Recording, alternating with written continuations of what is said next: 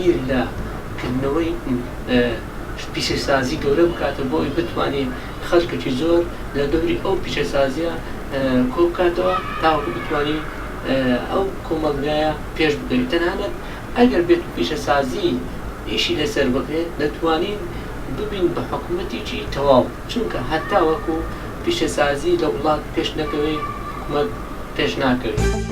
دەوا کۆریا ماش کۆک مەسرور بۆ زۆنی ئەوە پشتەڤۆنیۆ گەنجۆ بکات،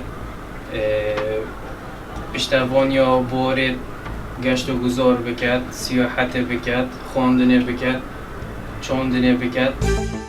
بۆی هەوایەن حکوومەت لە مودەیەکی کەم تەشکیل بێت و بەڕاستی چکە ئێستا زۆر گۆڕانکاری هەیە پێویستە بکرێت بۆ ئەوەی ژیانی خەڵک خۆشتر بێت و گۆڕانکاری بکرێتە. ئێستا دەبینین بێکاری زۆر بووە بۆ ئەوەی دەستی هێزی کاری ناوخۆ بجولێن و پێویستمە بە دامەزراندنی پرۆژەیە. ئەو پرۆژانەی کە ئێمە دایدەنێن تەنها سوودی بۆ سوودی ئابووری نییە، بەڵکو سوودی هێزی کاریشی هەیە.